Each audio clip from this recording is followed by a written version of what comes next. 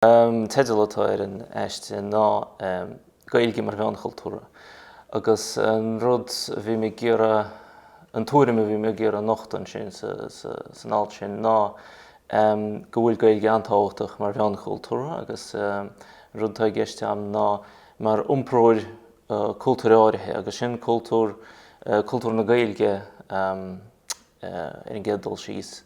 Agus chumá an cultúréireannach gotíine. Agus tá sé antáhachtach go bhfuil muid gúsáid na Ghaeilge sa bheim sin agus níon béarla mar tá sí má úsáideann muid Ghaeilge fágann sé sin, ciallainn sé sin go bhfuil muid díriú go dtíirich ar éireann ganamh díriú ar éireann trí thúla an bhéarla mar dheará, trí dhearcha stair sasannach agus tá sé antáhachtach mar faoin éire agus an cultúr éireannach fócas is táhachtaí. Agus cultúr Gaeilge céirtá na cluifi Gaeilge agus dása ar an seanós agus óráníocht agus mar sin de.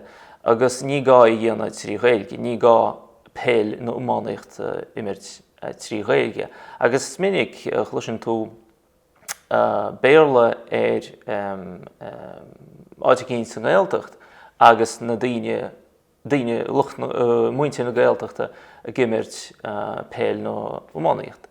Agus cén fáil sin, béidir go bhfuil go gnéiríonn siad san freisin gur nach mainneann siad le na cultúr hain, le cultúr na Ghaeilge, ach bainneann sé le na cluifi sin, bainneann siad leis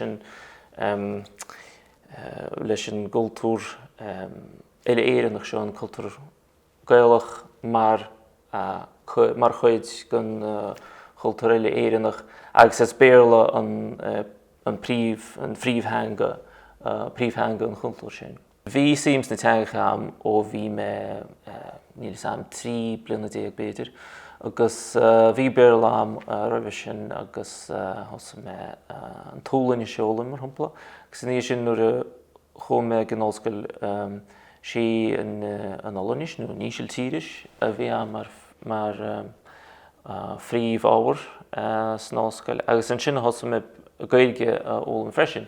Well is féidir gur héit mé ngrá leis an teanga, agus is teanga iontach í an Ghaeilge ní hamháin mar gheall ar a bhuaimríocht mar shampla atá ag teanga seo. Ach tá sí ansymbol a híomhstruchtúirte. Tá na daoine an cháirtiúil agus ansymbol agus is mailim na daoine in éireann agus cinnte go bhfuil go dtugann sé níos mó cúna réit an teanga óla mar tá saoimead is na daoine a labhraíonn an teanga seo.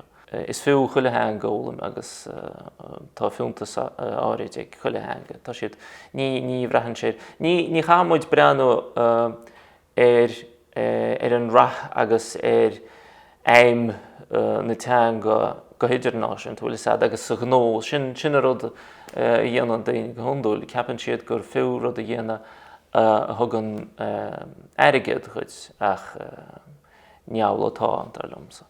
So tá an Ghaeilge ríthábhachtach má tá tú gcéire tuiscinteáil ar chultúr na hÉireann agus ar staid na hÉireann cinnte agus ar chuile rud éireannach. So mar bhfuil Ghaeilge níiad tú an tí seo thuiscint chumá agus is féidir mátá an Ghaeilge.